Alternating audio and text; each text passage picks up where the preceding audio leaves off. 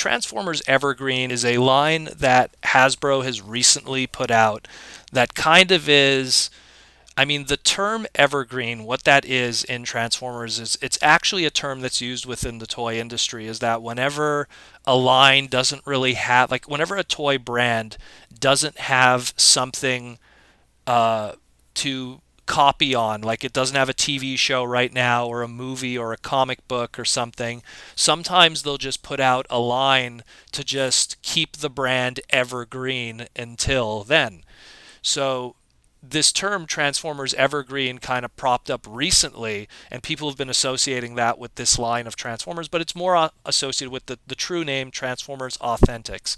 And what that is Hasbro recently now has had a line of Transformers that isn't associated with any kind of current fiction or future fiction. It's more just, hey, let's put out some iconic characters in their iconic designs or amalgams of their iconic designs, Yeah. and just have, like, we'll just have a PVC figure of Optimus Prime and a G1 looking Optimus Prime design, or Bumblebee. Like right now, if you go to stores at Walmart, they'll have these, I think they're like 6 to 7 inch rubber PVC, limited articulation, non-transforming, Walmart exclusive. It's Optimus Prime done in G1 style, Bumblebee done in a kind of Transformers Prime style, Megatron done in a G1 style, Shockwave done in a Transformer Prime style, just like celebrating the brand in all kinds of different merchandising. And that's what the Transformers Evergreen / Authentics line is. It's just celebrating the brand in different ways, going like, here's Hound.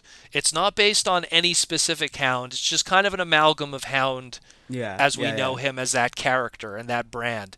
So what am I getting at here? So the iPhone trading card sticker app Quidd, which is right now in its beta releases, through its programming and everything, we found a whole bunch of sticker designs and designs that are inside the programming for future, what could be future Transformer Evergreen and or Cyberverse designs. We're not really sure what these are tied to yet. And so we have looks at characters like Ratchet, Hound, Wheeljack, Grimlock. Some we know already, like again the Grimlock and the Bumblebee, but then we have a Barricade, which is a very interesting one. Starscream we already know, the Megatron we already know, the Shockwave we already know, and there's a Windblade too. So, but it's interesting because we get now the first time a good look at some of these, and we see the Ratchet and how it's very indicative of its G1 design. The Hound too, it uses aspects of the G1 design. The Wheeljack, getting into the Grimlock, we've seen toys already for the Cyberverse line of Grimlock, and it's very indicative of that. Same thing with the Bumblebee. But the one that really catches my eye is the Barricade, because Barricade, if we're going to the G1 interpretation, Micromaster blue Formula One car with pink accents. When you're talking Barricade as a licensed name in Hasbro, they threw it on a Energon toy that was supposed to be Onslaught, and then they threw that name, and it was originally a Cops character from the Cops toy line. So when they used the name Barricade in the 2007 movie onward, we now have this Decepticon police car thing, and so here is their interpretation of a G1-esque, evergreen, all-around brand Barricade.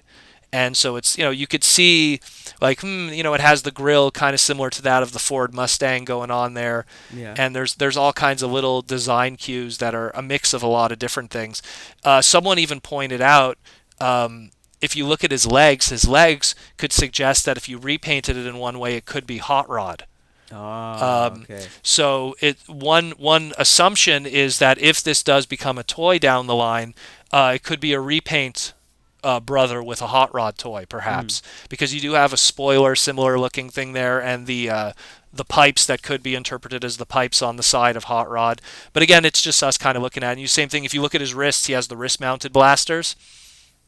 So it could be something that, you look at this and it's Barricade, you retool and remold a head and a chest and everything, and now it's a Hot Rod toy. Okay. So that's one that's interesting. The Starscream is a design we've already seen. Same thing with the Yeah. Megatron. It's the same thing with the Shockwave. We've discussed this already with Cyberverse. And I would assume the Wind- same thing goes with the Bumblebee. That looks like Yeah, the Bumblebee also. Generations Bumblebee, if I remember right. That one that turned into What's that detective? Oh, you're talking about Nightbeat. Yeah, that Yeah. one. Well, That yeah, one it that. shared the mold with that. But that's just it. So That's what again, this this looks. this line is pretty much just to celebrate Transformers as an intellectual property and not really be something that's currently promoting any kind of stuff, except for the few Cyberverse related things. The last one I just want to mention, same thing. Even with the Windblade, is very indicative of what the Robots in the Skies 2.0 design is. Mostly the shoulder pads being the dead giveaway of the design. But Mm, I mean, we'll definitely learn more of this as time progresses. But I mean, at least it gives us a slight sneak peek at what could be potential toys down the line. Because so far, a lot of these have already been turned into plastic. They're not out in stores yet. So right. I'd look forward really to that Barricade and the potential of it being a hot rod toy or a Rodimus. So pretty cool stuff though.